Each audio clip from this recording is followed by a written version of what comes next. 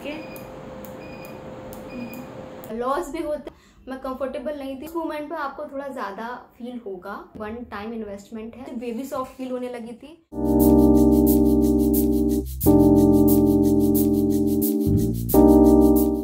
Hey everyone, welcome back to channel. Hi, this is Shamli. और आज का वीडियो हॉल नहीं होने वाला है। आज का वीडियो एक्चुअली होने वाला है बिट मोर टॉकेटिव। टाइटल देख के आपको समझ में आ गया होगा। Yes, in today's video I am gonna share my laser hair reduction treatment. Full body laser था। क्या क्या डाउट्स आपके जो भी रहेंगे, लाइक कि ट्रीटमेंट क्या होता है, कैसे होता है, इसके प्रिकॉशंस, पोस्ट क्योर क्या होता है, रिजल्ट्स क्या क्या होते हैं, कोई साइड इफेक्ट्स तो नहीं है, खर्चा कितना आता है, कहीं वाकई में पेनलेस होता है और ब्ला ब्ला स्टफ्स। मैं सब कुछ इस वीडियो में कवर करने वाली हूँ। तो आई होप कि आज का वीडियो आपके लिए हेल्पफुल रहेगा if you are planning for laser hair reduction treatment, क्योंकि आजकल बहुत चल रहा है और बहुत सारे लोग आजकल लेज़र करवा रहे हैं। मतलब ऑब्वियसली एक वो हो जाता है कि आप फ्री हो जाते हो किसी चीज़ से, लेकिन अगर आप ये सोच रहे हो कि ये वन टाइम इन्वेस्टमेंट है, तो नहीं, ये वन टाइम इन्वेस्टमेंट नहीं है। So let's get started. तो शुरू करते हैं। तो शुरुआत करते हैं उन दिनों से जब मैं वैक्सिंग करवाया करती थी। वैक्सिंग करवाते करवाते ना ओवर द टाइम मेरी स्किन पर बहुत सारे इनग्रोन हेयर स्टार्ट हो गए थे और मेरी स्किन ना बहुत ही स्ट्रॉबेरी सी दिखने लगी थी on certain area, not overall skin, on certain area जहाँ थिकनेस ज़्यादा होती ना हेयर की, ऐसा वहाँ स्पेशली ज़्यादा होता है ऐसा। तो मुझे मेरे लेग्स में और स्पेशली अंडर आर्म्स में बहुत ज़्यादा इशू गया था और मैं नहीं चाहती थी कि ये चीज़, तो मैं करवाना चाहती थी लेज़र, पर मैं खुद बहुत नर्वस थी और मुझे नहीं समझ में आ रहा था कि क्या वाकई में सही होगा, क्योंकि ऑनेस्टली स्पीकिंग ये मेरी ज़िंदगी का पहला ट्रीटमेंट है। मैंने कभी कोई ट्रीटमेंट या कुछ ऐसा नहीं करवाया है। तो ये तो हो गई बैकग्राउंड स्टोरी कि मैंने लेज़र के लिए क्यों सोचा। तो मैं 100% श्योरिटी दे सकती हूँ आपको अपने खुद के एक्सपीरियंस से कि आपके इनग्रोन और स्पॉट्स वाली प्रॉब्लम स्लोली खत्म हो जाएगी। तो इस चीज़ में तो बेनिफिशियल है। तो मैंने किसी क्रिएटर का वीडियो देखा हुआ था उनके लेज़र ट्रीटमेंट पर। तो first I got that confidence कि yes I can also proceed. और मैंने ना सबसे पहले जाके वो कौन सा ऐप है अपना, अर्बन क्लैप, मैं हमेशा उसी से अपना करवाती थी वैक्सिंग। तो अर्बन क्लैप पे मुझे 48 to 50,000 के समथिंग कुछ रेंज दिखा रहा था। सिक्स सेशंस की टोटल नंबर ऑफ सेशन 6 थे और कंप्लीट बॉडी का था टोटल 8 बॉडी पार्ट्स का। Face, hands, legs, front, back, bikini area, under arms and शायद बिकनी के साथ साथ बम एरिया। तो मैं डायरेक्टली इसके लिए नहीं जाना चाहती थी क्योंकि मुझे इसका बैकग्राउंड जानना बहुत ज़रूरी था कि वाकई में मेरे लिए इफेक्टिव रहेगा कि नहीं रहेगा, मुझे कहीं कोई साइड इफेक्ट्स तो नहीं हो जाएंगे, और बहुत सारे डाउट्स थे माइंड में। तो अर्बन क्लैप पे सबसे अच्छी बात ये होती है, कुछ आपका 49 रुपीज़ लगता है और आप प्रोसीड करने से पहले डॉक्टर से कंसल्टेशन ले सकते हैं। And the best part is कि वो 49 रुपीज़ आपका कंसल्टेशन के बाद भी वापस आपको रिटर्न हो जाता है। तो that is totally free of cost. वो आपसे लेंगे और कंसल्टेशन के बाद आपको रिटर्न कर देंगे। मुझे भी रिफंड आ गया था। मई 23 की शायद, यस ये मई या जून 23 की बात है। बहुत सारा मेरा आधा घंटे का कॉन्वर्सेशन चला था उनके साथ। उन्होंने बोला था कि मुझे पेनलेस रहता है, कोई इशू नहीं है, और आपके घर में एक्चुअली प्रॉब्लम ये है कि आपके घर में ना एसी होना बहुत ज़रूरी है। और यहाँ मेरा एक बिगेस्ट माइनस पॉइंट हो गया था कि वो लोग ना घर में आके सर्विस देते और मेरे पास एसी नहीं था। और क्योंकि ये लेज़र ट्रीटमेंट है तो ऑब्वियसली हीट आपकी बॉडी में इंजेक्ट हो रही है, तो आपको एक ठंडे एनवायरनमेंट पर रहना बहुत ज़रूरी है। उनको तो ये बोल दिया था कि नहीं, मैं सोच के बताती हूँ आपको, क्योंकि मैंने बहुत सेकंड थॉट लिया। आई थॉट कि मुझे एक फेस टू फेस जाके भी डॉक्टर के साथ कंसल्ट कर लेना चाहिए। तो मुझे इंस्टाग्राम पे एक डॉक्टर दिखे थे। मेरी जब डॉक्टर से कंसल्टेशन मैंने की तो मेरा मेन मोटिव से उनसे प्राइस एंड ऑल जानना था। तो उन्होंने मुझे 8 सेशंस का पैकेज बताया था और प्राइस थोड़ा मुझे लगा कि can I afford this much, क्योंकि उस वक्त मुझे लैपटॉप भी लेना था। बट स्टिल उन्होंने मुझे बोला था कि ऐसा नहीं कि आप वन टाइम पेमेंट करनी है, आप 2 बार में भी हाफ करके कर सकते हैं। तो मैंने ना, उन्होंने मुझे 8 सेशंस टोटल 8 बॉडी पार्ट्स ही बताए थे। बट क्योंकि मेरा फर्स्ट टाइम था, मैं कंफर्टेबल नहीं थी और मैं अपने फेस के साथ कभी भी किसी मामले में कभी कोई रिस्क नहीं लेती हूँ। मैंने उनको कहा कि मैं फेस की तरफ नहीं जाना चाहूँगी अभी, क्योंकि मुझे पहले रिजल्ट्स देखने मेरी बॉडी के ऊपर। मेरा बॉडी टाइप काफ़ी सेंसिटिव है, तो मुझे रिजल्ट्स चेक करने हैं कि क्या वाकई में मुझे साइड इफेक्ट्स नहीं होते हैं। और क्या उस टाइम पर गर्मी भी बहुत थी, जून का महीना था, इसमें टोटल 3 to 4 आवर्स का टाइम लग जाता है। उसकी वजह से आपको एटलीस्ट अपॉइंटमेंट बुक करनी पड़ेगी। और पहले तो उन्होंने मुझे बोला था कि हीट बहुत ज़्यादा रहती है ना, तो दे विल मेक श्योर कि पहले वो हाफ बॉडी का करें। और अगर उनको लगता है कि दे कैन प्रोसीड, बॉडी पर उनको ज़्यादा रिएक्शंस या हीट या रैशेस नहीं दिख रहे हैं, then only they will go for rest half of the body. But क्योंकि उन्होंने बोला कि नहीं तुम्हारा एरिया ज़्यादा नहीं है, क्योंकि मैं काफ़ी स्लिम ट्रिम हूँ, ये भी मैटर करता है कि आपका एरिया कितना ज़्यादा है। आप थिक हैं, आप थोड़े फैटी हैं, तो ऑब्वियसली उनको भी थोड़ा ज़्यादा टाइम लगेगा और उनका भी ज़्यादा एफर्ट्स लगेंगे, तो your cost may increase. I am not saying from my own and, but मैं एक पॉसिबिलिटीज़ बता रही हूँ कॉस्ट में इंक्रीज। तो उन्होंने मुझसे बोला कि आपका एरिया उतना ज़्यादा नहीं, आप काफ़ी स्लिम हो, तो हो जाएगा, इतना कोई इशू नहीं, हम ट्राई कर लेते हैं। तो फेस तो मेरा था ही नहीं, मैं ऑनेस्टली रिस्क लेके गई थी और रिस्क लेके मैंने प्रोसीड किया था, क्योंकि मैं अपने इनग्रोन हेयर से छुटकारा पाना चाहती थी। प्लस मुझे हेयर भी बहुत ज़्यादा थे, आप देख सकते हैं मुझे इतने सारे हेयर्स थे। और लेज़र के साथ टाइम टू टाइम आपकी ग्रोथ भी रिड्यूस हो जाती है और ग्रोथ डिले भी हो जाती है, तो इसलिए मुझे और जाना था। अब बारी आती है कि फर्स्ट सेशन से। तो जब फर्स्ट सेशन मेरा स्टार्ट हुआ तो फर्स्ट सेशन में तो बड़ा मजा है। सबसे पहले वो लोग क्या करते, मेक श्योर कि आप ना जाने से पहले मैं आपको प्रिकॉशन बता देती हूँ। अगर आपके डॉक्टर आपको बताना भूल जाते हैं तो आप उनसे पूछ लीजिएगा अगर उनके यहाँ कैसा होता है। मेरे साथ जो हुआ था मैं आपको बता देती हूँ, आपको कुछ भी लगा के नहीं जाना है। यू गो विदाउट मेकअप, वरना उन्हें क्लीन करना ही पड़ेगा। और अगर बॉडी का आपका हो रहा है तो मेक श्योर आप कोई भी ऑयलिंग या बॉडी लोशन कुछ भी नहीं, जैसे भी आप नहा के आते हैं आप सीधा कपड़े पहने, क्लॉथ पहने, and make sure you wear something comfortable clothes. आप कॉटन क्लॉथ्स और ब्रीदेबल क्लॉथ्स पहने, ज़्यादा टाइट क्लॉथ्स ना पहने, क्योंकि जब वहां से आप रिटर्न होंगे ना तो आपकी स्किन को ब्रीदेबल फील करना बहुत ज़रूरी है। और हो सके तो फुल क्लॉथ्स कैरी करके ही जाएं। तो एक पॉइंट जो बताना भूल गई थी कि कुछ भी अप्लाई नहीं करना है बॉडी पर, कंफर्टेबल क्लॉथ्स पहनना है। और तीसरा ये कि आपको शेविंग एंड ऑल करके कुछ भी नहीं जाना है। और मेक श्योर आप फर्स्ट सेशन तभी लेने जाएं जब आपकी हेयर ग्रोथ कंप्लीट हो चुकी हो, ताकि उन्हें फर्स्ट टाइम में ये आइडिया लग सके कि आपकी एक्चुअल ग्रोथ क्या है, उसकी थिकनेस क्या है आपके हेयर्स की, तो वो उस अकॉर्डिंग प्रोसीड करेंगे and that will be beneficial for you only. Under arms में काफ़ी सारी ग्रोथ रहती है और मुझे बिकनी एरिया पर भी काफ़ी ग्रोथ थी, तो मैं ना अंडर आर्म्स और बिकनी एरिया को खुद ही ट्रिम करके गई थी, पूरा रेजर शेव करके ही गई थी। और उनके सामने मुझे थोड़ी ऑकवर्डनेस फील ना हो, बट उन्होंने मुझे बोला था कि ऐसा करके आपको नहीं आना चाहिए था। उन्होंने मुझे पहले तो नहीं बताया था, बट जब मैं फर्स्ट सेशन में गई तो उन्होंने मुझे बताया कि यस आपको ये करके नहीं आना चाहिए था, ताकि उन्हें आइडिया लग सके कि आपका ग्रोथ कैसा है। आपकी ग्रोथ के अकॉर्डिंग वो अपनी मशीन की हीट को मेंटेन करते हैं, उनके प्रेशर को मेंटेन करते हैं, जिस हिसाब से उन्हें वो लेजर लाइट इंजेक्ट करनी होती है आपकी बॉडी में। मिनिमम 15 दिनों की ग्रोथ होनी ही चाहिए। क्योंकि क्या होता है कि वो फर्स्ट टाइम जब आपका सेशन होता है ना तो आपको बहुत ज़्यादा इफेक्ट नज़र नहीं आएगा। तो उन्होंने मुझे बोल दिया था कि आपकी हेयर ग्रोथ जो होगी ना वो एक ही हफ्ते में आ जाएगी इस बार, और वैसा ही हुआ था। मुझे फर्स्ट टाइम ना एक ही हफ्ते में ग्रोथ आ गई थी, जबकि वैक्सिंग से तो कभी ऐसा नहीं होता है, और हेयर्स बढ़ने भी लगे थे। पर इससे पता फ़ायदा क्या होता है कि जब वो हेयर फॉलिकल को जाके आपके पोल में बर्न करता है ना, तो धीरे धीरे जब बाल बढ़ने शुरू होते हैं ना तो उसकी जड़ें कमज़ोर हो चुकी होती है, तो धीरे धीरे वो ऑटोमेटिकली आपके बाल झड़ने शुरू हो जाते हैं। मैंने पहले उन्हें बहुत ही कई बार बता चुकी थी कि मेरा स्किन बहुत ज़्यादा सेंसिटिव है, और उनको भी देख के समझ में आ रहा था कि मेरा स्किन ड्राई और सेंसिटिव टाइप है।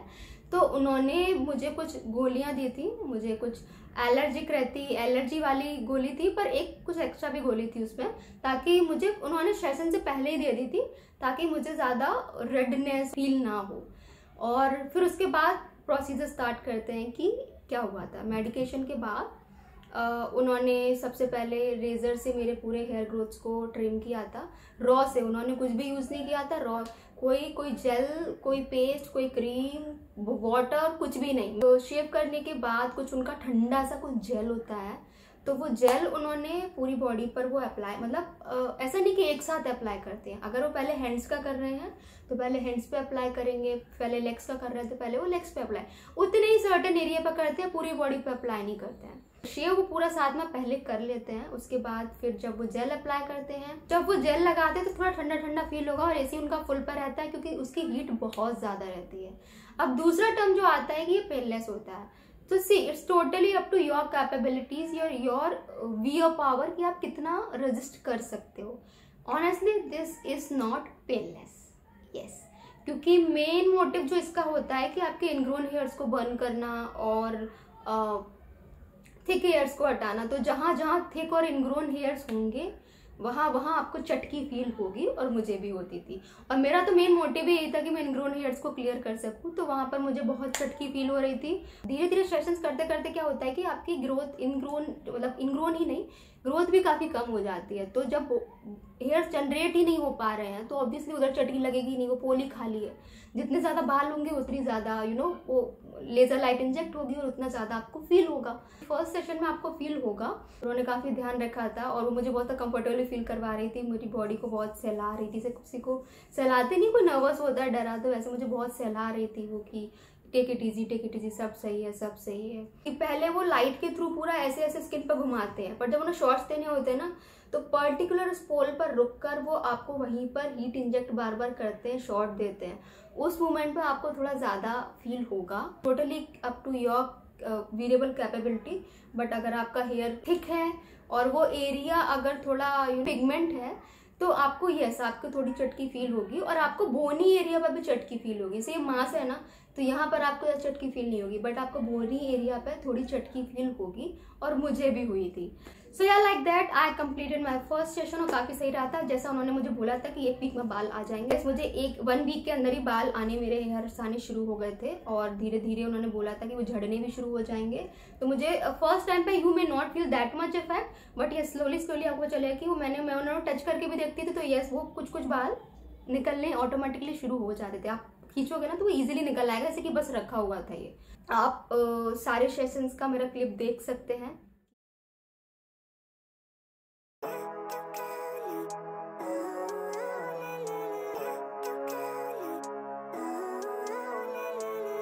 Living life every day, late at night, not okay. Make sure you maintain 1 month gap at least between 2 sessions. मैंने उनसे ऐसा पूछा था, तो उन्होंने मुझे बताया था कि मैं सेकंड टाइम कब आऊँ, तो उन्होंने बोला 1 मंथ के भीतर आप आ जाना। क्योंकि फर्स्ट टाइम में आपको थोड़ा जल्दी देना रहता है। जल्दी का मतलब ये नहीं कि आप 1 महीने से पहले कर लो, एटलीस्ट ग्रोथ तो आए। ग्रोथ ही नहीं आएगी तो फिर वो भी क्या रिमूव करेंगे, और आप ऐसे अपने पैसे बर्बाद कर रहे हो उस तरीके से। तो मेक श्योर कि आप फर्स्ट 3 सेशन तो 1 महीने के अंदर ही चले जाएं, ताकि आपको ज़्यादा इफेक्टिव रिजल्ट्स मिल सके स्टार्टिंग स्टेज में ही। तो मैंने भी वही किया था। और 4th और 5th सेशंस पे उन्होंने मुझे बोल दिया था कि जैसे आपके सेशंस होते जाते हैं ना, आपको रिजल्ट्स दिखाई स्टार्ट हो जाते हैं, उसके बाद आप थोड़ा डिले भी आ सकते हो, 1.5 मंथ, 2.2 मंथ। क्योंकि क्या होता है कि सेशंस जैसे जैसे होते जाते हैं ना, तो आपकी ग्रोथ ऑटोमेटिकली थोड़ी डिले होती जाती है। तो जो ग्रोथ आपको फर्स्ट सेशंस के बाद आपको दिखेगा 1 महीने में आपकी ग्रोथ हो गई है, आप सेकंड सेशन के बाद देखोगे कि थोड़ा और ज़्यादा टाइम लग रहा है। 3rd 4th के बाद आपको लगेगा 2 महीने में आ रही है आपकी ग्रोथ। मतलब फुल ग्रोथ नहीं आ रही, ग्रोथ तो कम ही आएगी, पर वो 2 महीने लग जाते हैं। और कि आप जब सेशन लेते हैं ना, वो डॉक्टर आपको बोल देते हैं, पर ना बोलें तो मैं बता रही हूँ, मुझे वैसा बोला गया था कि आप एक तो आपको मिनिमम 2 डेज तक कहीं बाहर नहीं जाना चाहिए मिनिमम, ताकि क्योंकि वो डायरेक्ट आपकी बॉडी के साथ सारी dust, pollution, heat direct impact में आएगी, तो आपकी स्किन के लिए वो अच्छा नहीं रहेगा।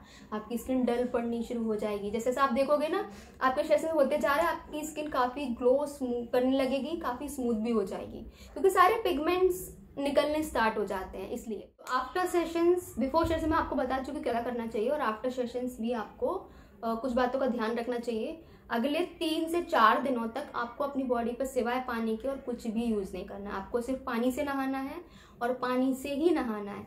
कोई भी कितनी भी नेचुरल चीज़ हो, एलोवेरा हो, बेसन हो, हल्दी हो, कोई पैक हो, कुछ भी हो, आपको अपनी स्किन पर कुछ भी नहीं लगाना है। यस, सिर्फ पानी यूज़ करना है। 10 बार मुंह धो, 10 बार नहा लो, पर सिर्फ पानी होना चाहिए। गर्म पानी से नहीं नहाना है, पानी ठंडा ही होना चाहिए, क्योंकि स्किन की हीट को शांत होने में भी थोड़ा वक्त लगता है।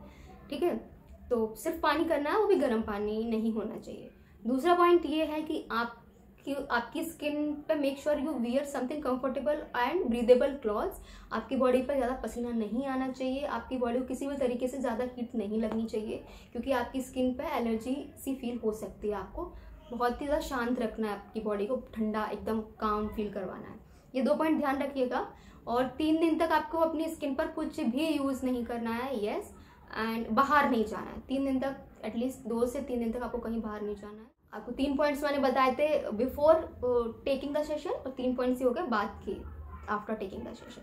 तो ये पॉइंट बहुत ज़रूरी है। मैंने जो वीडियो देखा था ना, तो उसमें सिर्फ सेशन के मतलब उसमें सिर्फ डिटेल बताई गई थी, और उन्होंने इतना डिटेलिंग नहीं बताया था, और इतना डिटेलिंग मैं आपको बता रही हूँ क्योंकि ताकि आपके लिए, अगर आपको डॉक्टर ना भी बताए तो आपने अगर ये वीडियो देखी है पहले से तो आपके ध्यान में कुछ रहे, और ऐसा नहीं कि खुद से ही ले रहे हैं आप वो चीज़ें, वो ध्यान में आपके रहेगा। तो आप ये पॉइंट्स खुद अपने डॉक्टर से भी कंसल्ट कर सकते हैं जिनके पास आप ट्रीटमेंट करवा रहे हैं, तो आपके लिए ज़्यादा सही रहेगा। क्या होता है, कैसे होता है, प्रिकॉशंस, पोस्ट क्योर मैंने सब बता दिया, और ग्रोथ में कितना फ़र्क होता है मैंने ये भी बता दिया। सेशंस कंटिन्यू बढ़ते जाएंगे ना, आपके हेयर की जो ग्रोथ है वो काफ़ी रिड्यूस हो जाएगी। ऐसा नहीं है कि बंद हो जाएगी, ये डॉक्टर ने मुझे पहले ही बोल दिया था, और यस दिस इज ट्रू। ऐसा आप सोचेंगे पूरी हेयर ग्रोथ नहीं आएगी, नहीं, ऐसा नहीं है। जहाँ आपकी थिकनेस बहुत ज़्यादा होगी ना वहाँ आपको हेयर नहीं आएगी। आई कैन सी कि मुझे मेरे अंडरआर्म्स में बहुत ज़्यादा मेजर फर्क दिख रहा है आफ्टर 5 सेशंस। यस, मैंने अभी तक केवल 5 सेशंस ही लिए हैं, और आफ्टर मतलब 4 सेशन होने के बाद ही मैंने देखा था कि मैं 2 महीने से भी ज़्यादा हो गया था, और मेरे अंडरआर्म्स में गिनती के 4-5 बाल थे, तो मुझे बहुत ज़्यादा ग्रोथ थी। और आफ्टर 4 सेशन से I can see that much difference. तो ये तो पॉइंट में कंफर्म है कि अगर आपकी ग्रोथ ठीक है ना, then only you think for this session, otherwise don't. वरना कोई मतलब नहीं है पैसा खर्चा करके। मैंने भी देखा है, 2 महीने हो गए थे अभी, 2 महीने से ज़्यादा, तो मैंने देखा था कि मुझे जहाँ पर थिक हेयर बहुत ज़्यादा आते थे ना, मेरी गिने चुने 2-4 बाल थे, सब पैर पूरा साफ था। अंडरआर्म्स में भी सेम केस था, लेकिन मुझे बाकी बॉडी पर हेयर्स थे। ऐसा नहीं कि बिल्कुल एकदम डेंस ग्रोथ थी, बट बिल्कुल हल्की भी नहीं थी, मतलब कहीं कहीं बाल आएंगे, कहीं कहीं रह जाएंगे। आपकी धीरे धीरे ऐसे होना स्टार्ट हो जाता है आपके साथ। आपकी हेयर ग्रोथ पर डिपेंड करता है कि आपको कितने सेशंस लगेंगे। उन्होंने मुझे बताया था कि किसी के तो 3-4 सेशन में वो बिल्कुल फ्री हो जाता है, जरूरत ही नहीं पड़ती बाद के सेशंस की, उसका पैसा बेकार जाता है 8 सेशन का। और किसी के साथ ऐसा होता है कि वो पूरा 8 सेशन लेके भी उन्हें दोबारा 8 सेशन लेने पड़ते हैं, तब तक उनका जाता ही नहीं है। तो किसी का 13-14 सेशन में जाता है। तो सबका अपना हेयर ग्रोथ पर डिपेंड करता है कि आपकी हेयर ग्रोथ के अकॉर्डिंग आपका हेयर का वॉल्यूम कितना रिड्यूस होएगा। इसके बाद आती है कि मैंने अपना फेस का फिर कब कंटिन्यू किया। जब मेरे 2 सेशंस हो गए थे तो मुझे इतना इनफ कॉन्फिडेंस आ गया था that I am feeling the results. मेरी स्किन काफ़ी लाइट वेट और स्मूथ फील करने लगी। ऑनेस्टली मेरी स्किन मुझे बेबी सॉफ्ट फील होने लगी थी, और आई कैन नॉट टेल कि मैं कितना प्यारा और खिलखिला सा फील कर रही थी अपनी स्किन को लेकर। Like I started loving my skin. ऐसे नहीं पहले नहीं करती थी, पर क्योंकि अभी नेचुरली हेयर आने बंद हो गए थे, स्किन और ज़्यादा ग्लो करने लगी थी, सॉफ्ट फील होने लगी थी, मुझे बहुत अच्छा लग रहा था एंड आई वॉज एंजॉइंग। और मुझे साइड इफेक्ट्स नहीं दिख रहे थे। उन्होंने मुझे टैबलेट भी दिया हुआ था कि अगर आपको पोस्ट दी सेशंस, अगर आपको 1 दिन या 2 दिन के अंदर आपको कहीं भी रेडनेस या इचिंग, इरिटेशन कुछ भी फील हो रहा है, किसी को एलर्जी का टाइप काइंड ऑफ उन्होंने मुझे दी थी टैबलेट, वो ले लीजिएगा। मैंने वो ली थी। आप अपने डॉक्टर से कंसल्ट कर लीजिएगा ये चीज़, क्योंकि उन्होंने मुझे मेरे बॉडी टाइप के अकॉर्डिंग दी थी। 2 सेशंस में मुझे कंफर्ट आ गया था कि yes I can go for this, तो फिर मैंने अपने फेस के साथ कंटिन्यू किया था। तो मेरे 5 सेशंस बॉडी के हुए हैं और 3 सेशंस फेस के हुए हैं, and I can directly see the difference. मुझे साइड में ये जो सेक्शन है मेरी जॉ लाइन, इधर मुझे बहुत हेयर्स थे, और आप देख सकते हो मुझे कितने हेयर्स थे। सो या after having enough confidence I went for the my face treatment, और वो भी काफ़ी स्मूथ रहा था। फर्स्ट मुझे ऑनेस्टली स्पीकिंग मुझे फेस पे मतलब थोड़ी थोड़ी चटकी लग रही थी, उतनी ज़्यादा नहीं लग रही थी, बट इट वॉज वेरेबल। मुझे बहुत ज़्यादा ऐसा जैसे मुझे बॉडी पर फील हो रहा था ना, हाथों में तो थोड़ा चटकी होती भी तो आप कैरी कर लेते हो, पैरों में थोड़ा ज़्यादा फील होता है, और बैक में भी चल जाता है, फ्रंट में भी थोड़ा बहुत चल जाता है। मेन आपको दिक्कत होती है अंडर आर्म्स पे, सेंसिटिव एरिया में, अंडर आर्म्स पे, बिकनी एरिया पे, और भी आपको कोई सेंसिटिव एरिया होगा तो आपको वहाँ थोड़ी चटकी का थोड़ा ज़्यादा डर लगेगा। This is not a painless, okay, it's totally depends on your resisting capability, then only you can decide it's painless for you or not. It in general it's not a painless. Slowly वो तो दिखने लगा था hair में growth का, तो मुझे difference दिखने लगा था, लेकिन जो पिगमेंट्स मुझे ऑलरेडी हो गए थे इनग्रोन की वजह से, और जो मेरा स्ट्रॉबेरी लेग्स वगैरह हो गया था, कहीं कहीं मुझे स्पॉट्स होने गए, जिसकी वजह से मुझे था कि मुझे मेरे वापस से क्लीन लेग्स चाहिए। तो वो उन्होंने मुझे बोला था कि वो करवाते करवाते ही जाएगा, and yes I can see after 5 sessions, 4 to 5 sessions मैं डिफरेंस देख पा रही थी। 4 सेशन में ही मेरे बालों पे जो पिगमेंट्स रह हेयर पूल्स पे जो पिगमेंट्स रह गए थे ड्यू टू वैक्सिंग, वो रिड्यूस हो गए थे। सॉरी मैं प्राइस बताना भूल गई थी। तो प्राइस जो है वो अगर आप रिका वैक्स लेते हैं वो भी पर मंथ लेते हैं, तो आप मान के चले कि आपका 3 साल तक का खर्चा आपका एक बार में खर्च हो जाना है। इस डॉक्टर के पास, इसके पास मैंने करवाया था, बट इट्स टोटली वेरी कि आप किस डॉक्टर के पास जाते हैं। अब पूरे सेशंस के बाद जब आपको लगता है कि यस अब हमारा काम हो गया है, फिर भी आपकी ग्रोथ प्रॉपरली नहीं जाती है, आपकी ग्रोथ डिले हो जाती है, तो आप हर 2 से 3 महीने में, 4 महीने में, जब भी आपको लगे कि आपके बालों को ज़रूरत है, आप वापस से एक सेशन ले सकते हैं। तो आपके वो मेंटेन वाले सेशंस भी होते हैं post the treatment, and that is totally up to your growth. तो ये मत मान के चलिए कि आप हमेशा फ्री हो जाएंगे, वो डिपेंड करता है आपकी ग्रोथ पर। सो